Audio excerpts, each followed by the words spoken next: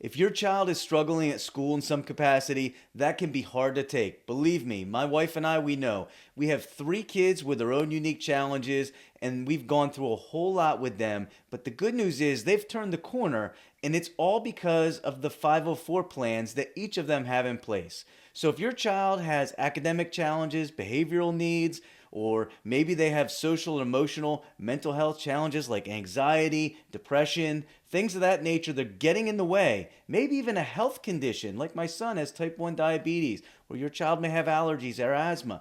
Any of those things, then a 504 might be exactly what they need to have success at school.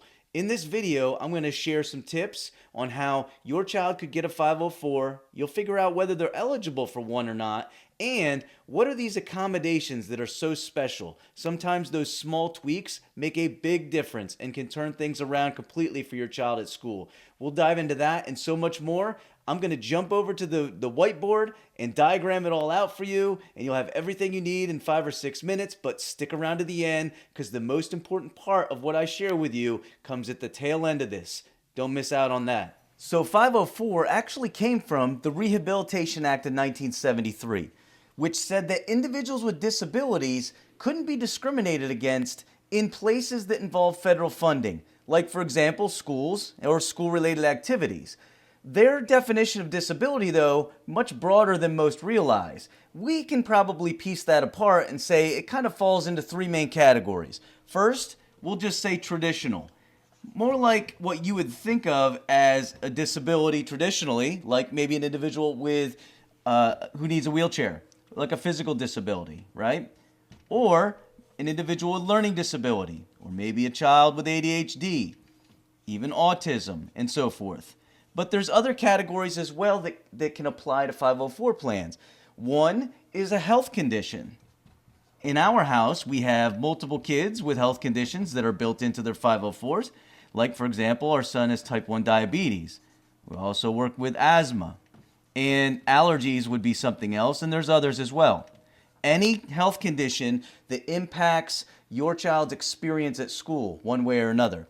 And the other category we would say is probably maybe emotional support, like mental health.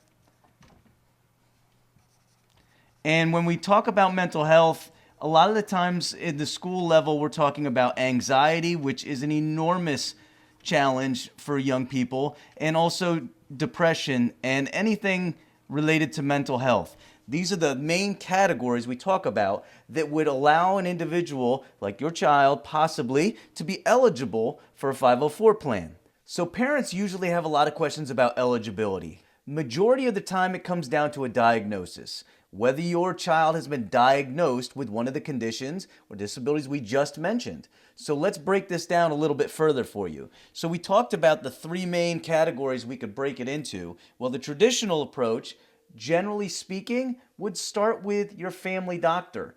So someone says, for example, Johnny's he's very impulsive. He has a hard time focusing in class. What do? You go to your family doctor. And then you discuss some of the characteristics that you're hearing or seeing yourself and talk with them. Then many times that family doctor will refer you to a specialist who will do a little bit more extensive evaluation. When we talk about health conditions, this is our starting point. And once we have a diagnosis from our family doctor, for example, our son was diagnosed with type 1 diabetes 9 years ago. We knew immediately then he had type 1 diabetes. The next step then, when all the dust settled from him being diagnosed and us figuring out how to deal with our new lives of helping him be insulin dependent, we then would go and reach out to the school. And we'll talk more about that in just a second. The other aspect of this in mental health, a lot of times this is where it starts. But in some cases, schools will also maybe talk to you about, we're seeing these kinds of things. Maybe you should reach out to a counselor or a psychologist. So you're going to any place where you would have someone who would give you a diagnosis. All of this to tell you eligibility usually revolves around when you can get a diagnosis. What do you do once you have that diagnosis? Where do you go then? Well, you contact the school. And so when you contact the school, you're going to explain to them, we have a diagnosis for ADHD, our child has a diagnosis for anxiety, whatever the diagnosis is, and let them know you're interested in looking at the possibility of getting a 504 so you can get what's called accommodations. We'll talk about that in a second as well, because that's very important. But what will happen then is the school will then set up a meeting and they'll determine that they're going to have a 504 eligibility meeting. And many times, if they determine at that meeting that your child's eligible, you'll directly go to the 504 meeting. And once you're in the 504 meeting, you're going to collaborate with the school team and figure out accommodations that are right for your child. Accommodations are what helps kids get through barriers, the barriers that exist. For example, I just talked to a parent today that their child went on a 504 about 6 weeks ago, was struggling. 6 weeks later, they're doing very well.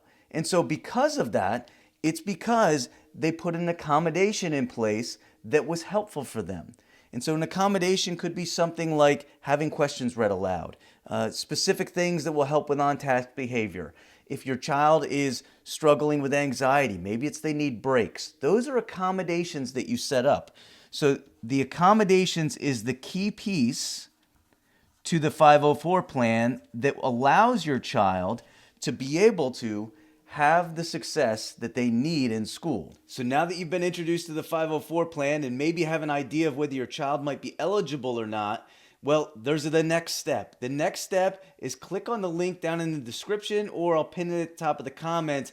It's a free webinar that I put out that's going to dive a bit deeper, and it's going to tell you how you figure out what the right accommodations are for your child, how you work with the school-based team, and what is your role in the 504 team-based system as a parent, as you collaborate with the school. That's all of that is the key pieces that are going to get your child the 504 plan they deserve and need so they can have success at school.